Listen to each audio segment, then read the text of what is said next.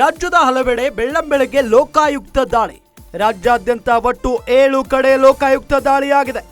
ಬೆಂಗಳೂರಿನ 2 ಕಡೆ, ಬೆಳಗಾವಿಯಲ್ಲಿ 2 ಕಡೆ, ಚಿತ್ರದುರ್ಗ, ರಾಯಚೂರು ಹಾಗೂ ಬಾಗಲಕೋಟೆಯಲ್ಲಿ ತಲಾ 1 ಕಡೆ ದಾಳಿಯಾಗಿದೆ. ಬೆಳ್ಳಂಬೆಳಗ್ಗೆ ದಾಳಿ ನಡೆಸಿ ಪರಿಶೀಲನೆಯನ್ನ ನಡೆಸಿದ್ದಾರೆ ಲೋಕಾಯುಕ್ತ ಅಧಿಕಾರಿಗಳು. ಭ್ರಷ್ಟ ಅಧಿಕಾರಿಗಳಿಗೆ ಬಿಸಿ ಮುಟ್ಟಿಸಿದೆ ಲೋಕಾಯುಕ್ತ ತಂಡ. ಬಾಗಲಕೋಟೆ, ಬೆಳಗಾವಿ, ಚಿತ್ರದುರ್ಗ, ರಾಯಚೂರು ಸೇರಿದಂತೆ ಹಲವೆಡೆ ದಾಳಿಯಾಗಿದೆ.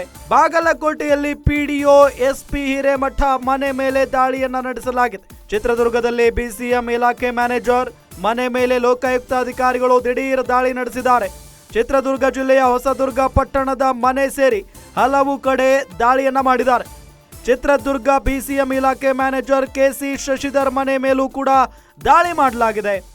ರಾಯಚೂರಿನಲ್ಲಿ ಜಿಲ್ಲಾ ಪಂಚಾಯತ್ ಅಕೌಂಟೆಂಟ್ ಮನೆಗೆ ಲೋಕಾಯುಕ್ತ ಅಧಿಕಾರಿಗಳು ದಿಢೀರ್ ಎಂಟ್ರಿ ಕೊಟ್ಟಿದ್ದಾರೆ. ಲೋಕಾಯುಕ್ತ ಎಸ್ಪಿ ಸಿದ್ದರಾಜು ಹಾಗೂ ಡಿಎಸ್ಪಿ ಶೈಲಜಾ ನೇತೃತ್ವದಲ್ಲಿ ದಾಳಿ ನಡೀತಾ ಇದೆ. ಮನೆಯಲ್ಲಿ ದಾಖಲೆಗಳನ್ನ ಪರಿಶೀಲನೆ ಮಾಡಲಾಗ್ತಾ ಇದೆ.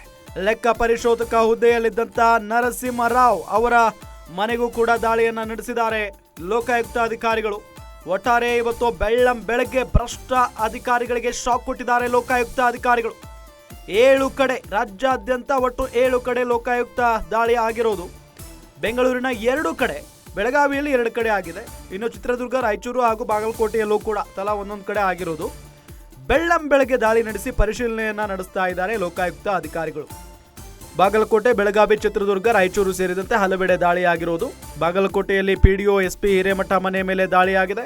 ಚಿತ್ರದುರ್ಗದಲ್ಲಿ ಬಿಸಿಎಂ ಇಲಾಖೆ ಮ್ಯಾನೇಜರ್ ಮನೆ ಮೇಲೆ ದಾಳಿಯಾಗಿರುವುದು. ಚಿತ್ರದುರ್ಗ ಜಿಲ್ಲೆಯ ಹೊಸದುರ್ಗ ಪಟ್ಟಣದ ಮನೆ ಸೇರಿ ಹಲವು ಕಡೆ ದಾಳಿ ಮಾಡಿದ್ದಾರೆ. ಚಿತ್ರದುರ್ಗ ಬಿಸಿಎಂ ಇಲಾಖೆ ಮ್ಯಾನೇಜರ್ ಕೆಸಿ ಶಶಿಧರ್ ಮನೆ ಮೇಲೆ ದಾಳಿ ಮಾಡಿದ್ದಾರೆ. ರಾಯಚೂರಿನಲ್ಲಿ ಜಿಲ್ಲಾ ಪಂಚಾಯತ್ ಅಕೌಂಟೆಂಟ್ ಮನೆಗೆ ಲೋಕಾಯುಕ್ತ ದಾಳಿ ನಡೆಸಿರುವುದು. ಲೋಕಾಯುಕ್ತ ಎಸ್ಪಿ ಸಿದ್ದರಾಜು ಹಾಗೂ ಡಿಎಸ್ಪಿ ಶೈಲಜಾ ನೇತೃತ್ವದಲ್ಲಿ ದಾಳಿ ನಡೆಸಲಾಗಿದೆ. ಅಂದರೆ ಮನೆಯಲ್ಲಿನ ದಾಖಲೆಗಳನ್ನು ಪರಿಶೀಲನೆ ಮಾಡ್ತಾ ಇದ್ದಾರೆ. ಈಗ ಅಕ್ರಮ ಆಸ್ತಿ ಸಂಪಾದನೆ ಮಾಡಿದ್ದಾರೆ ಇವರು ಅಂತ ಹೇಳಿ ದೂರನ್ನ ನೀಡಲಾಗಿತ್ತು ಅಂತ ಕಾಣಿಸುತ್ತೆ.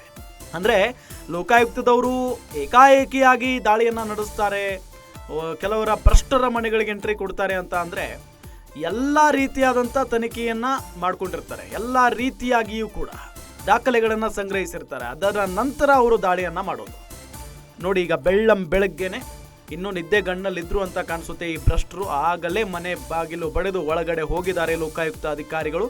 ಅವರನ್ನ ನೋಡಿದ ತಕ್ಷಣ ಶಾಕ್ಗೆ ಒಳಗಾಗ್ಬಿಟ್ಟಿದ್ದಾರಂತೆ ಈ ಎಲ್ಲ ಭ್ರಷ್ಟರು.